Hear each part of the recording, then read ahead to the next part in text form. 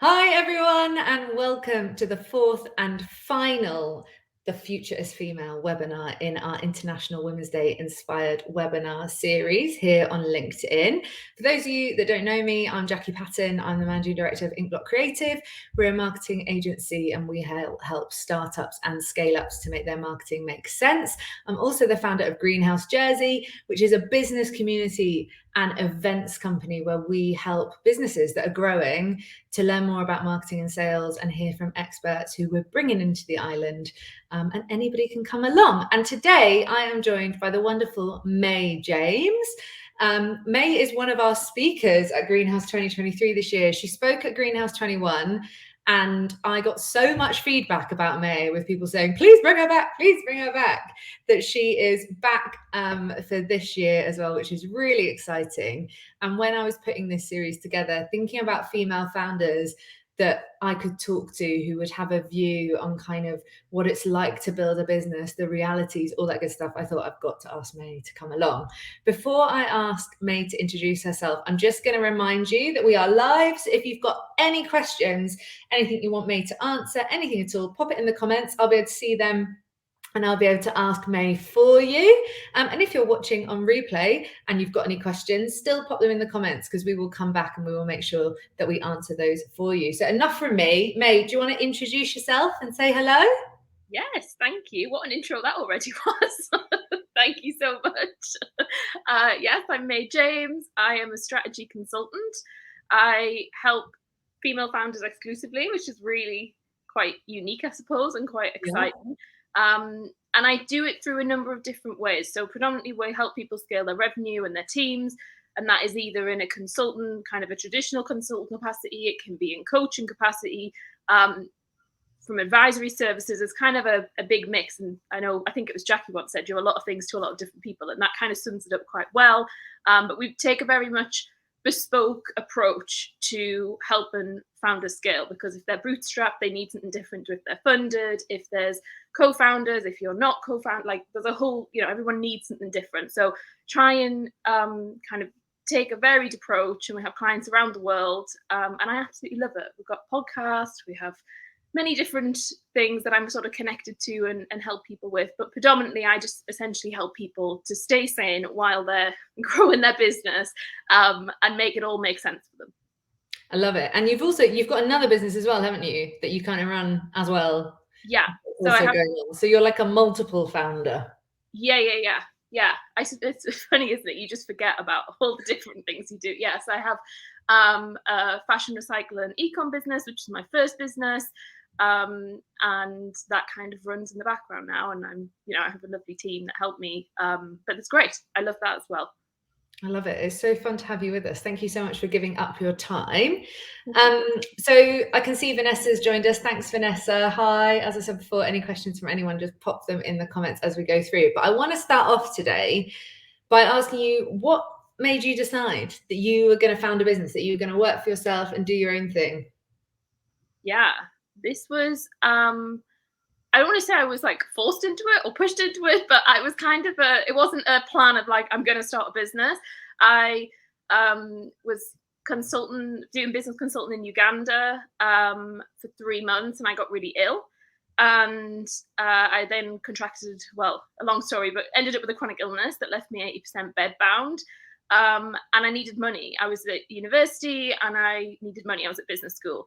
And so that was how the fashion e-com started, because we take pre-loved clothes and we recycle them. This was before like it was kind of a cool thing. I feel like now, and it's fantastic. There's so many new businesses popping up that are helping with this circular economy and trying to really keep that multiple phases of recycling. It is so huge. So it was great. But back then it wasn't really so much of a cool thing to do. And the kind of platforms didn't exist that there is today, like Vinted and Depop and all of these newer ones. So it was more so, eBay. eBay was the place that you used to do. Marketplace didn't really exist either. So it was eBay. And I started by selling my old clothes, which was bizarre. But I made a lot of money off it. And I was like, oh, this is so cool. And then my dad was moving house and he was relocating and had just a bit of a hoarder and had like huge amounts of things. And I was like, oh, okay. Started selling his stuff. Then took the money I'd made from my own kind of stuff, lived off a little bit of it, and then had about £10 left and went and bought some stuff and then started selling and realized, wow, this is really cool. And I loved this whole recycling thing about it, because it really traumatized me how much was just going into landfill. And I know that many people will be aware of kind of what is that whole story behind that. So that was how I started. That went really well. It paid for me to live while I was I could sort of sit up in bed for an hour a day. So I would do a bit of the business and then go and lie back down again. And that was a really strange system. And I had, my partner would ship things out for me if I couldn't physically get out of bed. It was all it wasn't the best time in my life, to be quite honest, but we make it move, we do it. And from that, people around me were wanting to ask questions. And so I was, I was consulting on the side basically for free, and I didn't realize that's what I was doing. Yeah. I was just kind of like helping people with their businesses all over. And that was when I did some research. My research project at university was around female learning aspirations and about careers and about what do women want to do. And I just found that whole process to be really insightful, and realized like, wow, there's a big gap here of huge corporate businesses doing really well, female founders who start a business but don't get very far. And I know there's loads of statistics about, what does that look like? But there's just this massive gap of people who make 50 grand a year but don't get to the 6-figure or 7-figure or 8-figure mark, even though they want to, but there's X, Y, and Z reasons why not. So I spent a year creating a system and a thought process that I believed to be true, that would work, and that I tested on businesses. And then I launched May James as a business, and it went really well. And the results we get for clients are amazing and fantastic. And now we're kind of across the world, and that's kind of how it all kicked off. And that's a long answer to your. No, it's not. It's great. And I think it's so interesting, isn't it? Because everybody, over the course of this month, I've spoken to, you're the 4th female, well, actually the 5th, because the swappers ladies, there were 2 of them, female founder that I was speaking to, and everyone's road to running a business is so different and so varied. And I love that about it. I love that nobody's journey is the same. So it's just really interesting to hear how kind of it started with one and then it's grown. And obviously with a chronic illness thrown in as well, which is pretty amazing, really, isn't it, to have managed all of that at the same time? Yeah, it's really good. I suppose I don't know any different, so it's kind of been really interesting for me. I often think about what would it be like if I didn't. Well, I know I wouldn't have 2 businesses, definitely, but I think it's a really interesting thing to look at, because it forces you to design things in a specific way, and I think that's been really helpful and beneficial. So what do you mean by that? Is that around kind of how you manage your time and your energy, I guess? Yeah. So for me personally, but then also how I've then gone on to help other people, I think it's actually been great, because actually I take the approach of, not that, like, I almost take it as everyone has a chronic illness, because it's the same principles really apply. And so, yeah, time management, what do they want to do? What do they want to be spending their time doing? And also like how obviously COVID has changed the way we work, but before that point, it was like, well, do you want to be in person, or do you want to have to walk to a meeting, or do you want to be in your pajamas all day? And like that was a weird concept before COVID, whereas obviously now it's a bit more normalized. But I think having that approach of like you being first and building your business second is such a key concept, because you go all in on your business, you have to, otherwise it's never going to work. But I think you have to set that first point of call of yourself and your boundaries to really ensure that whatever you do going forward from that is successful. Because I also work on the other hand with people who have done the opposite and have built a business, making a lot of money, taking a lot of money out, but they're miserable, or they're not miserable, but they feel quite frustrated, resentful, a bit kind of like, oh, I should be really happy and I'm not, and feel guilty about that, and have all the resources, but they don't feel the best in themselves. And so we found like the solution to that has definitely been around creating and designing your life, and then designing your business to kind of slot into that. I love to hear you say that, because last week I spoke to Tamsin Rain, who's the COO of a business called Exaldi, and we were talking about this idea of work-life balance, and is work-life balance a thing? And when you're running a business, it's kind of just life, isn't it? And you've got to figure out how to make life work not just business life, personal life, because it all kind of merges. And, you know, we talk a lot about, don't we, when we catch up, you know, so I was about to say we're always in our pajamas. That's a lie. May always looks like this, and very often I am in my pajamas when we're catching up. And just a little spoiler, I do have gym leggings on underneath this dress today. It's all an illusion online. But this idea of kind of building a life cohesively, all of it together that works for you. Do you think, I know that you work exclusively with female founders, but do you think that's something that women are leaning more into? 100%. I honestly think so, because I think, and I'm not saying it's exclusively women, I just think women have been really clever and savvy about, I have a difficult relationship with this concept of can we have it all, which I know could be a whole other conversation for us to go into. But I think one of the things that have come from that core conversation is actually people understanding they need to prioritize what it is they want in the first place. And so, and women more so, because I just think, you know, we've got so many plates that we're trying to spin. And so that has to then become the core kind of, not issue, but the core kind of focus for how that moves forward. And I've seen with women, I think the biggest challenge for women when it comes to that point is about the allowing themselves to go there, because there is, you know, they're often faced with lots of external stimulus that's telling you otherwise to not do that. It's a very kind of new and fresh kind of perspective. But I think once people do get over that hurdle and are really into it, it's then like, oh, this world opens up to them. And it's like, I don't have to subscribe to every possible thing that is going on and that is being told to them. Yeah, it's so interesting, isn't it? When we kind of simplify and get focused, it's amazing what we can do. And it's almost like you knew what the questions were going to be today, because my next question is around your biggest piece of advice for founders. And before we set this up, I asked everyone that I've asked to join me this month, what would your biggest piece of advice for a founder be? And you said to me, it's about not losing focus when things get difficult. Do you want to talk to me a little bit about that? Yeah, I really do. And I love this question. So for me, focus is this thing that isn't talked about a lot. Like we talk about loads of things, but the focus bit is kind of the bit that gets lost. But for me, that is the biggest thing that I see day to day, because the service I offer allows me to access founders daily if they need it. So, you know, a lot of people who support founders, it's on a monthly basis or a weekly basis or a quarterly basis. For me, it's like every day I can be there if they need me. So I am literally seeing on the ground what is happening.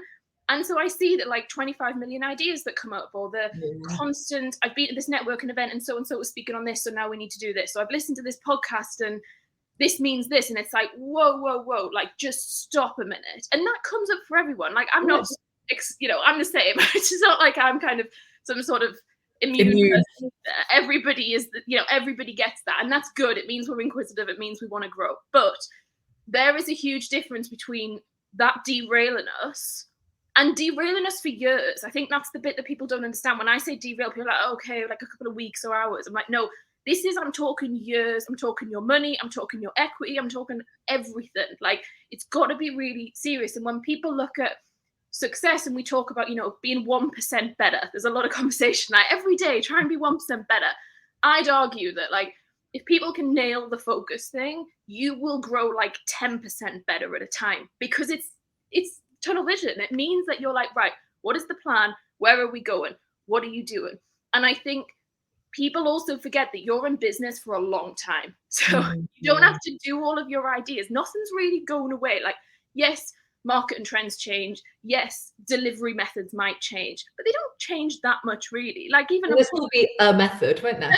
Exactly. Yeah. Like, podcasts have been around for ages and ages, and they're going to be here for ages and ages. So it's like, do you need to execute today? Probably not. And so I try and encourage people to put things into 4-year, 5-year, 10-year plans. And that's scary for people, because it's like, oh, okay, like I'm still going to be doing that then. Because I honestly genuinely think a lot of us just don't think that far, and that's fine. You know, we're never going to know what obviously is going to happen in that time.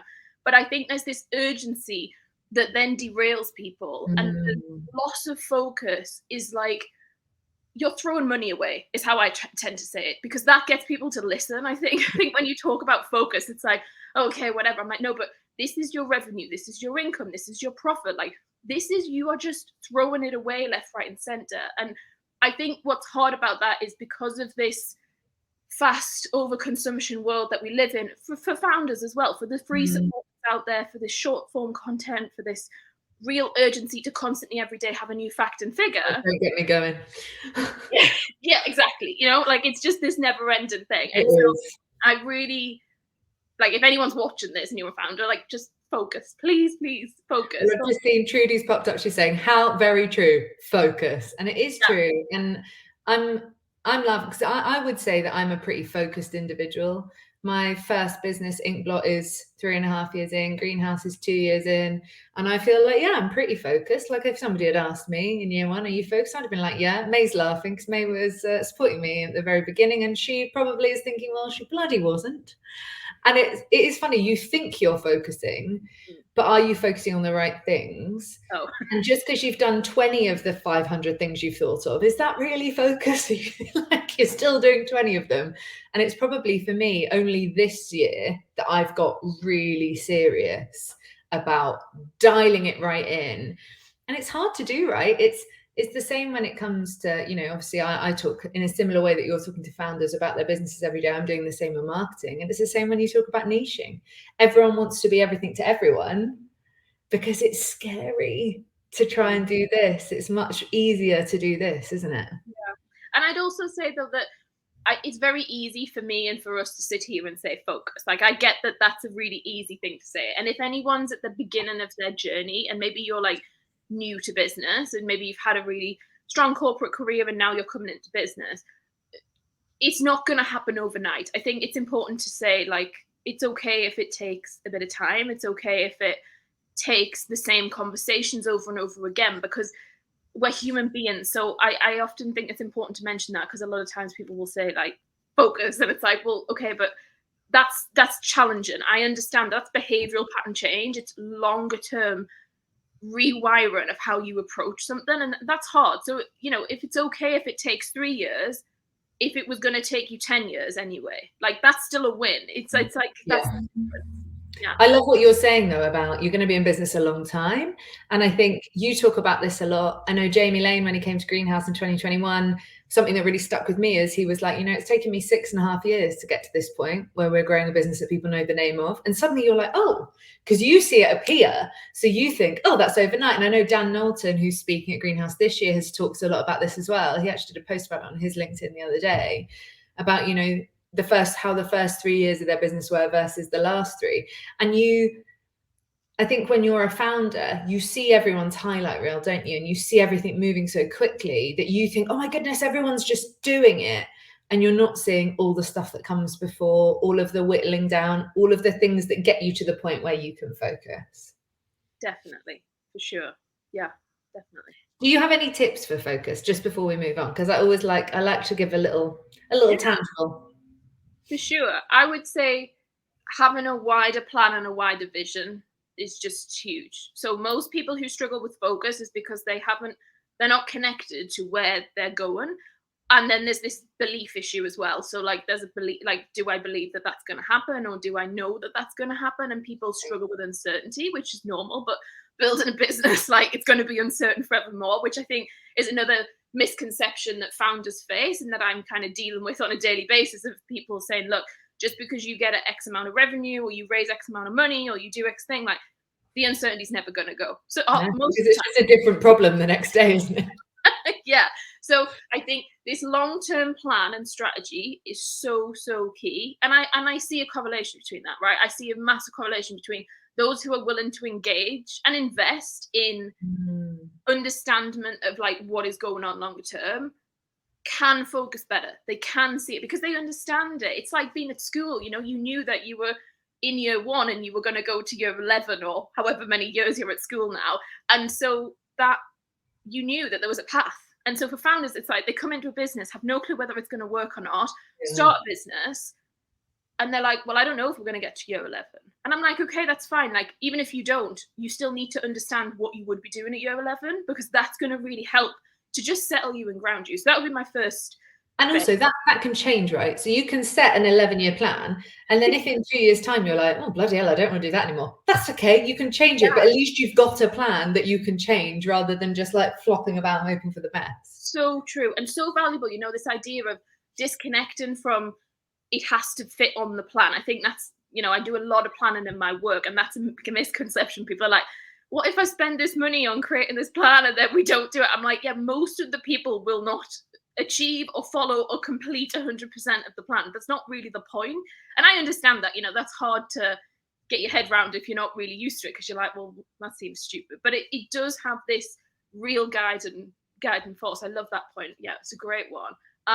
So the second thing I would say is about having long-term support, which I think is the kicker that people are a bit like, oh, do I not? I suppose you could say I'm potentially biased, because that's somewhat of what I do. So you could argue, like, someone like May is what May is saying.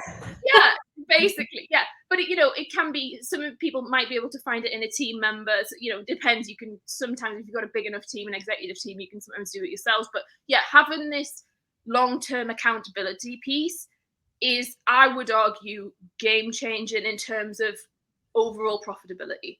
If you want to look at 5-year profitability and what you're going to take home from that, yes, you're going to invest money. You can choose how much you want to invest, but you're going to invest money in it, and it's going to be hard. Sometimes you're going to be like, do I really want to pay for this support? Whether that's, constant support, weekly, monthly, whatever you choose, whatever support, but having somebody in your remit who, I would argue, externally out of your business does help, because they're not in the weeds with you, which is where it gets really difficult if you're trying to do it internally. And has someone who can objectively say to you, like, what are you doing? Like, what's happened? Where are we going? Because those questions are simple. Like, you could do that exercise on your own. The point is that nobody does it. As founders, we're not accountable to anyone. And so we don't have anybody telling us, like, what is going on? Have you done this thing? And accountability is one of these things that I think many of us are a bit like, oh, okay, like accountability. But the reality is like, we need it. Like, we've got to have. But we do it in other areas of our life, which is nuts, right? So like, if you were thinking, I'm going to get really fit, you'd probably hire a PT or a fitness coach. If you were trying to sort your food out, you'd see a nutritionist, because you'd need the accountability of someone going, what are you doing? This is how you should be doing it. Go on with it. But yeah, in business, we think we can just do it all on our own. Yeah. And I think the idea of like, what happens sometimes is we just tick boxes.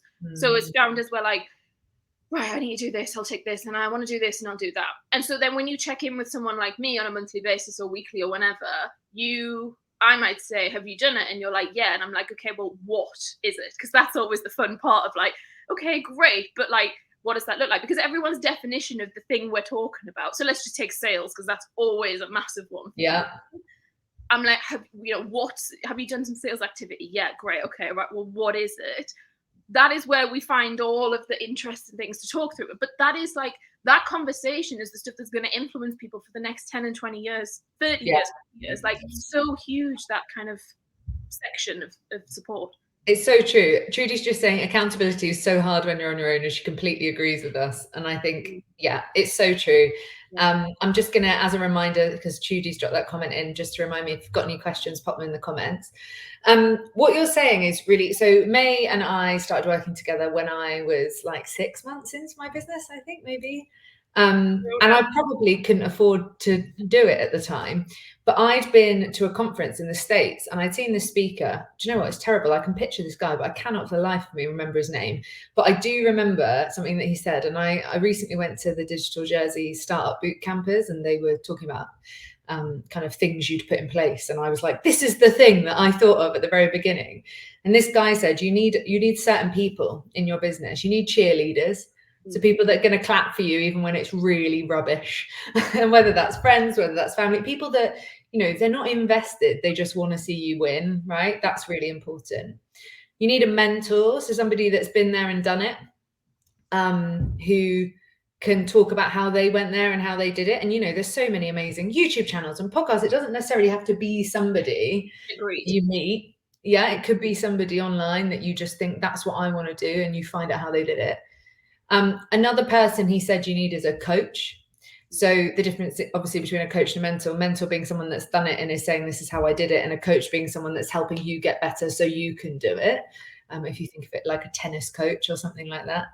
And he didn't say this, but this is one that I've added in, a therapist. I think every founder should be in therapy. It's so good for you. It's such a mental game building a business. And I think thinking about having those different people, do you have all of those boxes ticked? And I think a lot of founders, especially at the beginning, it's like, well, I can't pay for all of that. Well, you can just get creative at the beginning, right? You're going to find your cheerleaders anyway. You can find mentorship through free online resources. Coaching, that's something that maybe comes later down the line, but you find a way to maybe access a group program or do something earlier on that can then shift and grow. But you know, for that accountability, there's loads of places you can go. Like I know people that have like accountability buddies where they meet once a week and they just go, right, what have you done and what am I doing? And they do it like that. So there's lots of things we can do, isn't there? Yeah, for sure. I think the mentor thing is a really interesting one.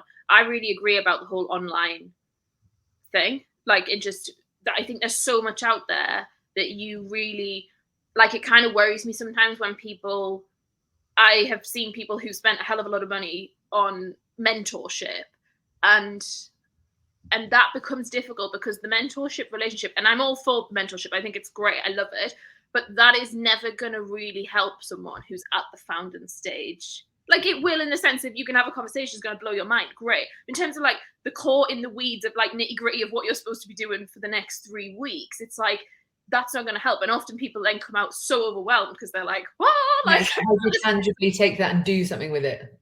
Yeah. And so I love the point about online. I think you can study, like pick someone, study everything, read all their books and focus on that one person. 3 months time, focus on someone else. Like there's so much out there. And as you said, like it's just so powerful of what you can learn from them. Yeah, we're at like, what a time to build a business, right? Like you've got access to everything. Yeah. So we've talked a little bit about you and how you got to running your businesses, and we've talked about kind of the things that you think that biggest piece of advice that you think founders should focus on. But what about the things that you regularly see the female founders that you work with getting wrong? What is a typical thing that people are getting wrong? Yeah, strategy. It's just strategy.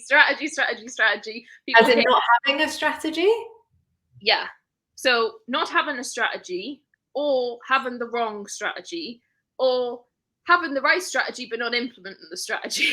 This tends to be the three. Yeah. So the first one, not having a strategy, would argue that's like a big one. And that often comes from, similar to what you were saying about the niching thing, of people struggling with the idea of like, I've got to commit to something, or I've got to like understand something, even though the opposite's true. Once they have the strategy, everything becomes easier and it makes more sense. But that initial decision of like, yes, I'm going to understand where I'm going strategically. Now, I think what's interesting to talk about there for anyone who's watching, who's like, God, this is me, like I need to do that. You have different ways of building your strategy. And that is the key part of why you need to work out what will work for you. So in my work, for example, some people will come and will have an intense piece of work with me. I write them a strategy and they're an executor. Typically that works with people who are like lawyers, or who are people who are used to following very strategically like processed movements, and they're often highly accountable anyway, right? So some people will come and they'll have strategy written for them. Other people will come and work with me who need the strategy in smaller chunks, which I would argue most people that works better for, because not everyone, it's too overwhelming for some people to see like a 60-page document. It's like, whoa, like no, too much. So for some people, it's like they want verbal strategy and they want it in shorter bursts, and that still means you're strategic. So I think it's a misconception that people think you've got to sit down and write this extreme document, event, like whole thing. Like you don't have to. There's just different ways of looking at it. The strategy is just saying how you're going to do what you want to do, isn't it? This is what I'm aiming for, and this is how I'm going to do it, and this is how I'm going to know if it's working.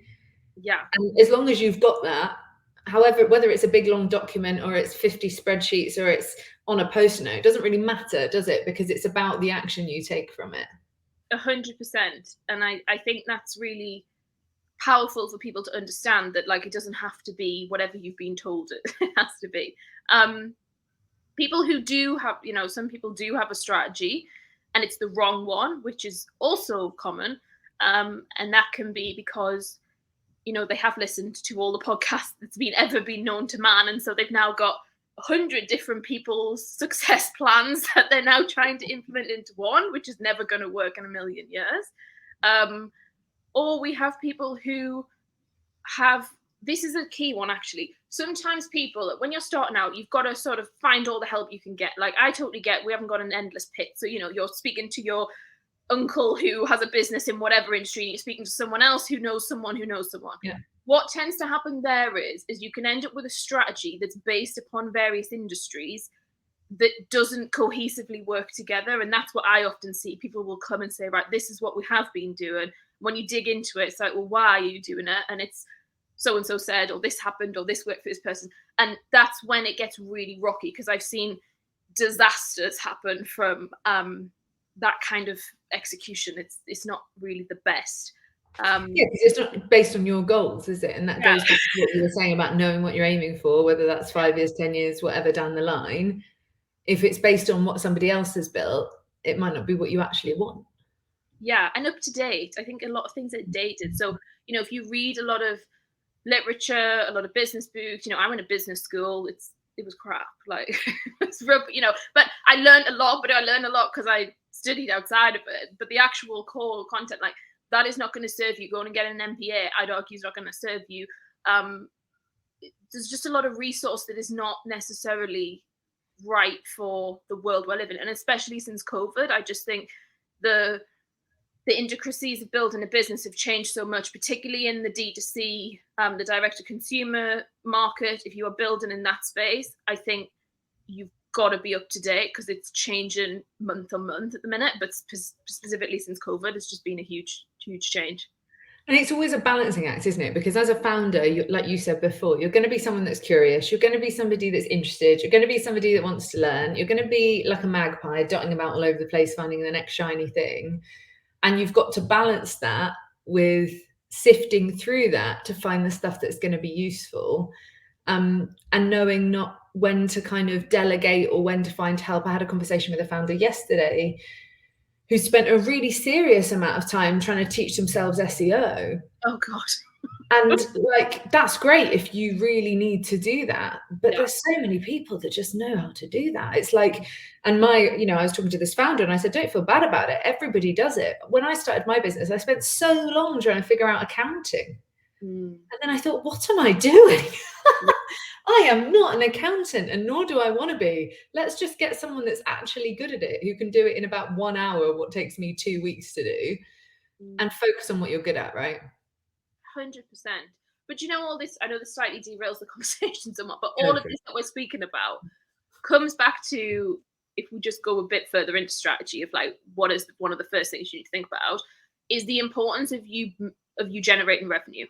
100%. So you can do all of the stuff you want to do in your business, but please focus on making some money, because you need to. Like, you've got to be able to generate some kind of money. And I just see so many people have got all these great ideas and their projects, but they are projects, like, they're not businesses. And I think you've got to be really honest with yourself of like, what is the USP? Why are you doing it? What is the strategy? And then how are you going to make some money? And how you make money for the first 2 years doesn't have to be how you make money for the next 10, but it's just about how are you going to generate some cash so you can do all of these bits and pieces that we're talking about, because we're not illusioned into thinking that this all costs money, but you trying to like, I think some people just try and do this on no money at all. And I think it's really, if you want to build a sustainable business, it's a difficult one to manage.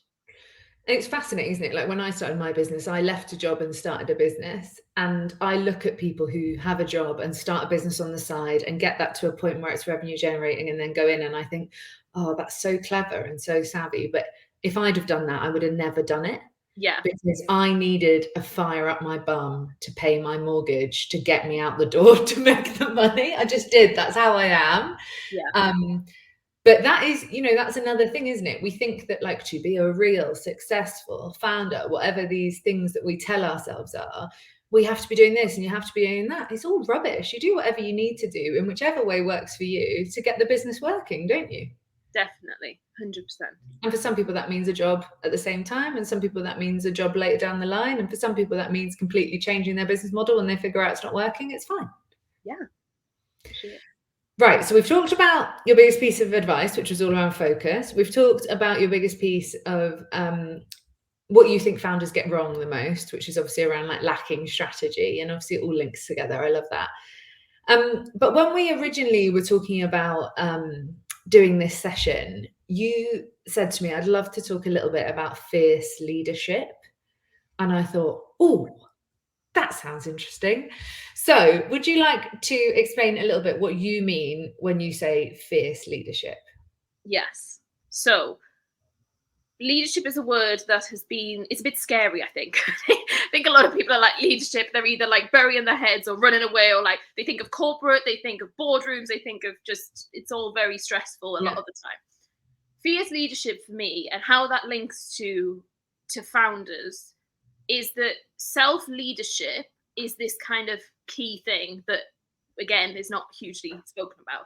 And very sexy, is it? That's it's not as sexy, so we don't really chat about it. Yeah, so self-leadership, I kind of call fierce leadership because it ignites something in people that they want to engage with versus just self-leadership. So fierce leadership is about you, and is about you owning something and owning who you are, your space, what you do, your credentials, your voice. A lot of it comes down to voice, actually, because as a founder, you are a leader from the moment you decide you're going to start a business, but we're never going to think of ourselves as that. Like, it's the last title you're going to think of, but that ultimately is what it is. And when I look at who, and this is anecdotally and in terms of actual evidence, who wins, who makes money, who is profitable, who has a really good entrepreneurial journey, it's people who can speak. It's people who can explain what it is they do. If you cannot explain what you do, then it's never going to work, because you're never going to make any sales. Like, it just doesn't work. And so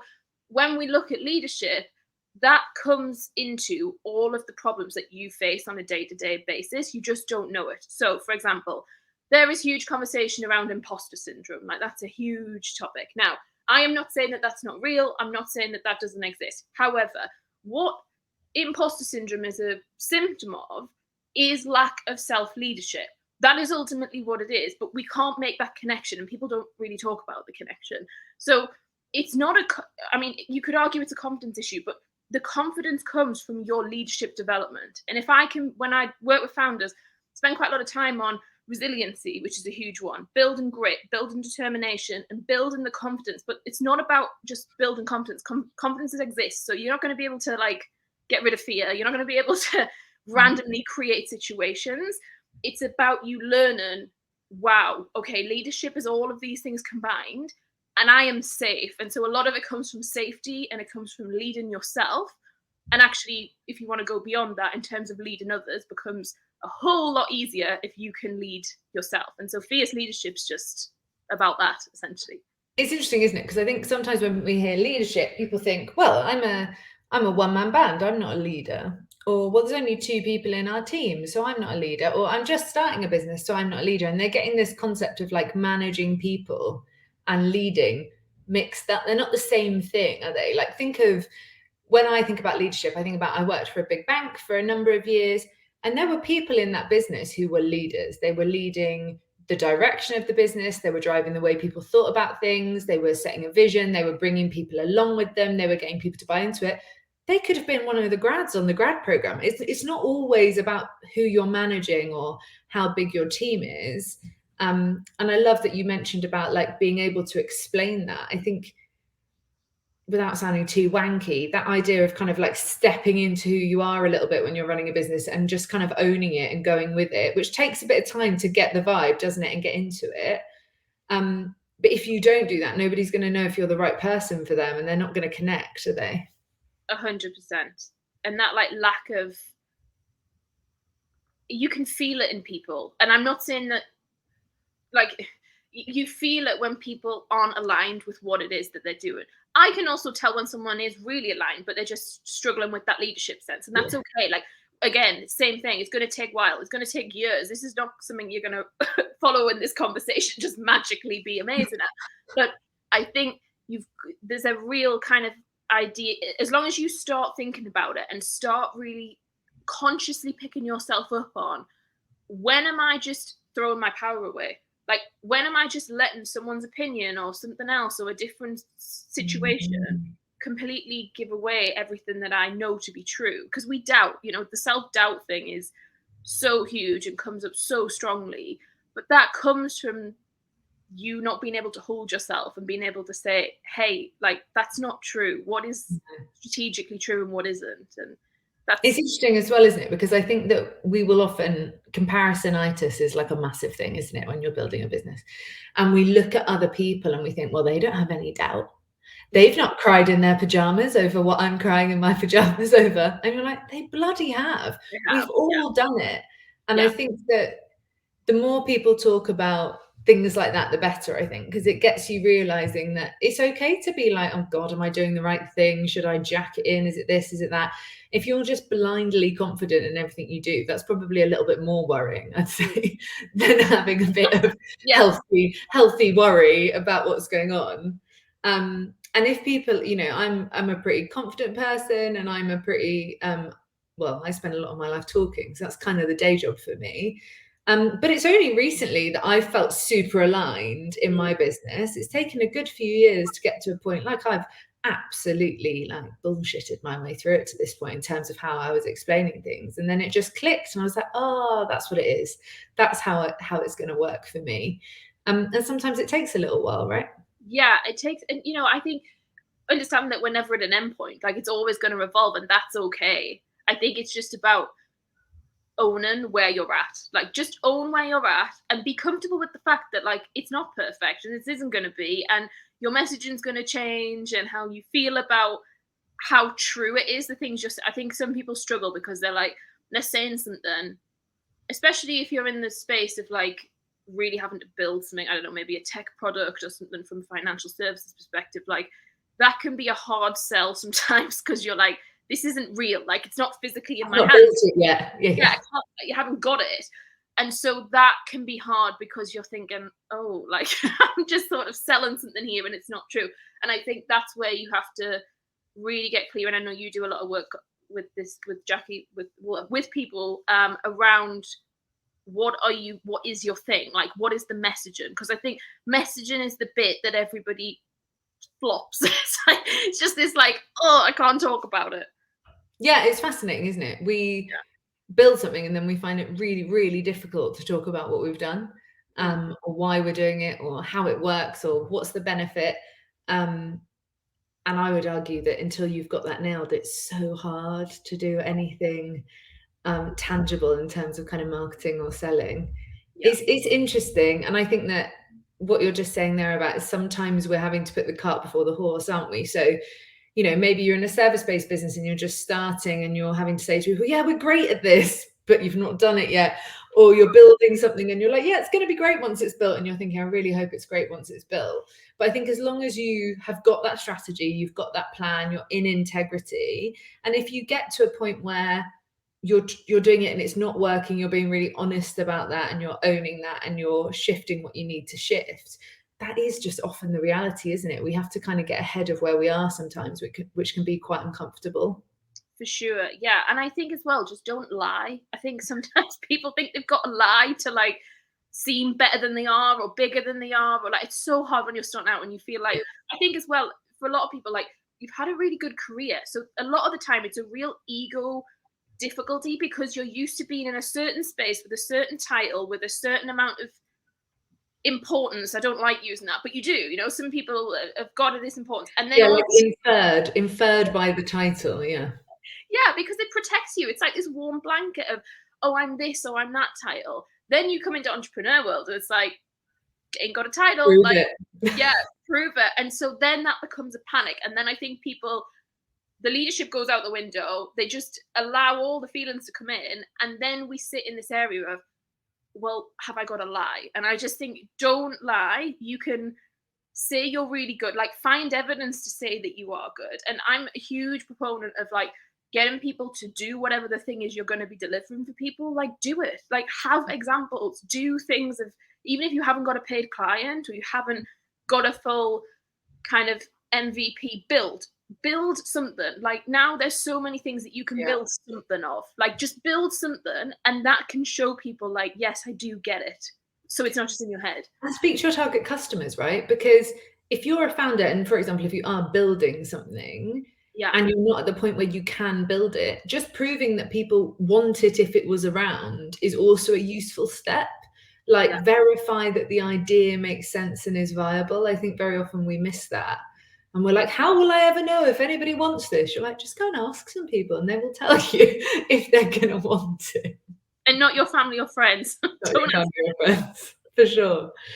So before we jump onto our last question, I'm just going to remind anybody that's watching to pop your comments under the live, and we will answer them. Any questions, anything you want May to answer for you. And if you're watching on the replay, then still pop them in, because we will check back and we will make sure that they are all answered. So this is our final in our series of 4 International Women's Day inspired lives here on LinkedIn. And I wanted to run this series to talk to women that are doing amazing things, that are founders, that are building things, just about the realities of their business and what they've learned along the way, and the things that they can share with other people, whether you're male, female, non-binary, about being a business leader and about growing a business. And International Women's Day, I've just eked it out like a good birthday. I've eked this out for like a whole month, which is great. But this year it was focused around kind of 2 separate things. I think I saw a lot of stuff around embracing equity, which was one of the themes that went out. And I know that the UN were talking about this concept of like digital and the idea of kind of technology and innovation and how that can change how equity shows up kind of worldwide. And I know that you've been doing some stuff with the UN, haven't you, May, in the last couple of weeks? Yes, I have. I was a delegate for the CSW, which is a big, huge conference. Share in case anyone doesn't know, because I didn't know either. So I don't feel bad if you don't know. It's an amazing conference that takes place in New York at the United Nations headquarters, and world leaders gather. And it was a really fascinating insight. And I was sort of not there in person, virtually. And it was really, really great. It was really fascinating to hear a diverse perspective. And I think we're so often kind of funneled into wherever we are based in the world and what that means for us. But it was really interesting to see from a global perspective what that looks like. And yeah, it was really, really cool. And the reason I asked that is because obviously this idea of kind of like technology, innovation, equity for women around the world, and kind of what International Women's Day is about, right, is shining a light on this stuff so that that conversation doesn't get lost. And I know over the last month, with doing this series, lots of people say to me, why do we still need International Women's Day? And you think, oh, there's so many reasons, and that question is probably one of them. But as somebody that is a female founder and who works with female founders day in, day out, what do you think would make the world of business more equitable for women?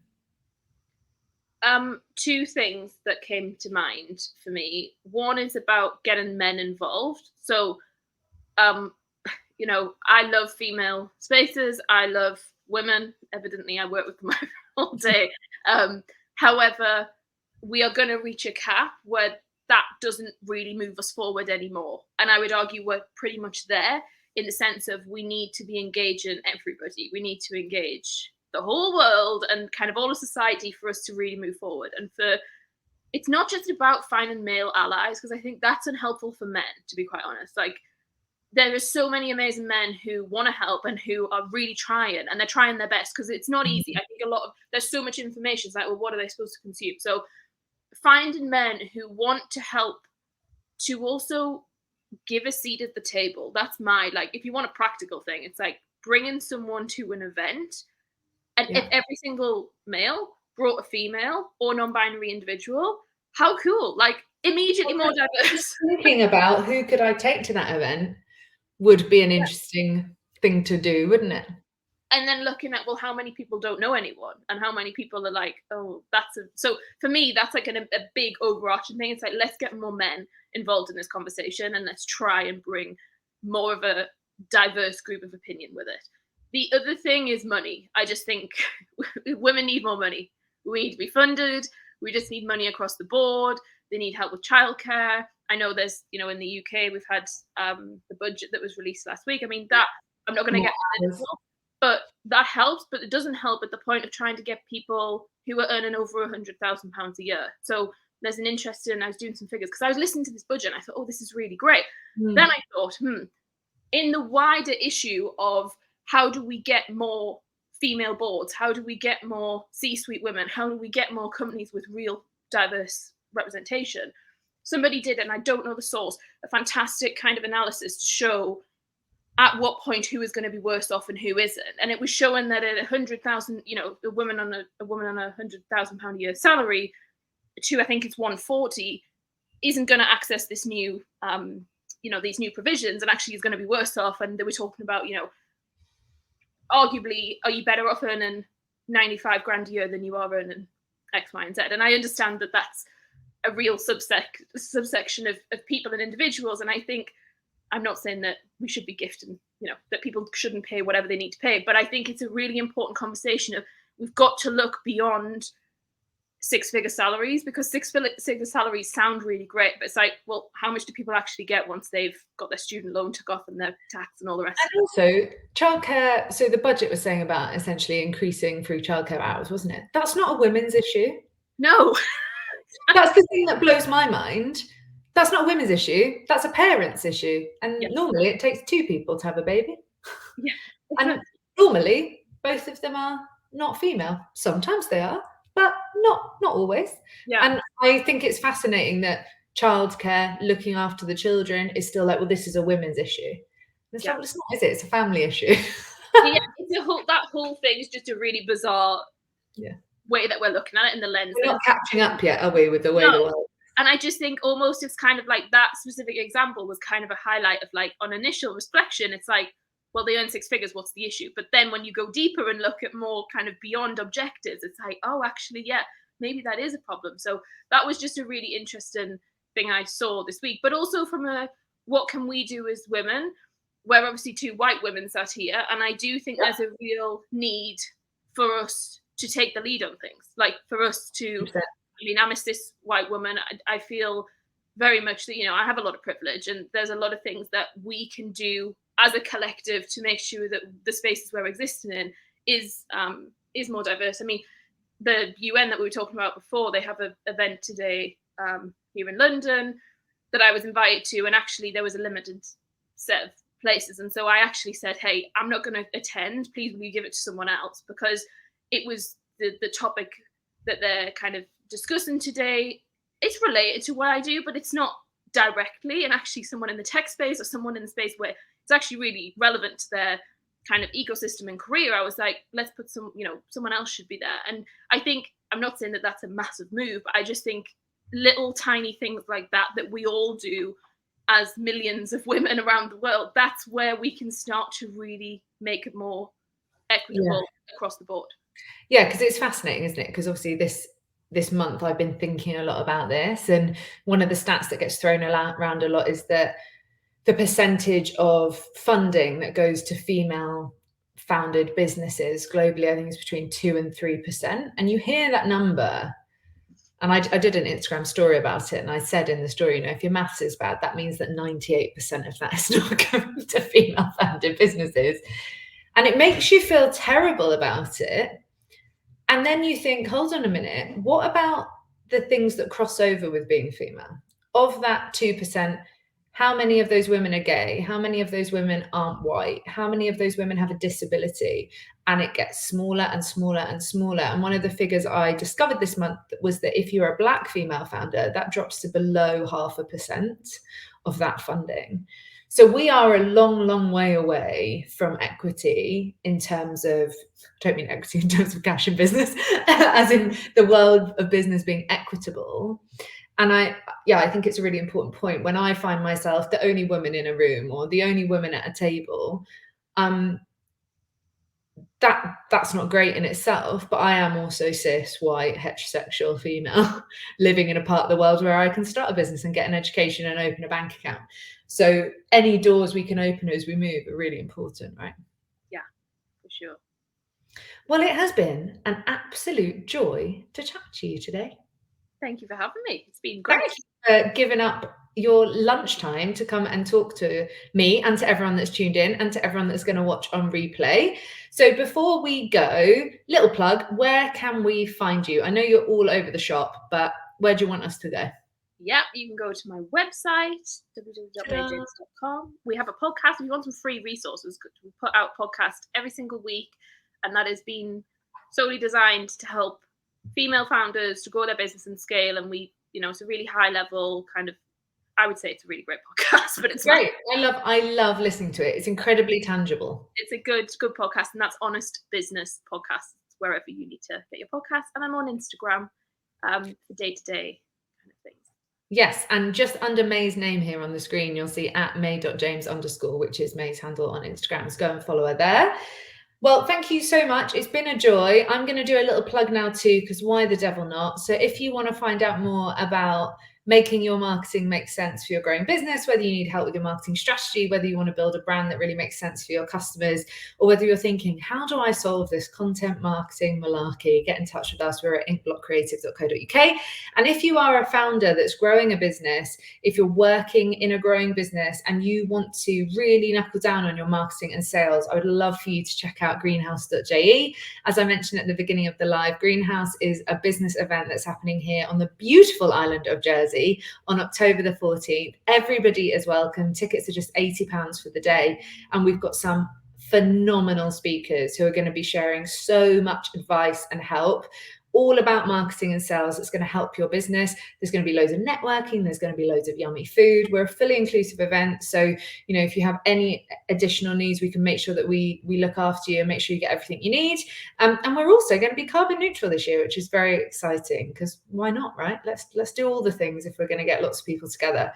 So I'd love for you to check that out. Well, May, it has been a joy. Thank you so much. And I will speak to you soon. No problem. Bye.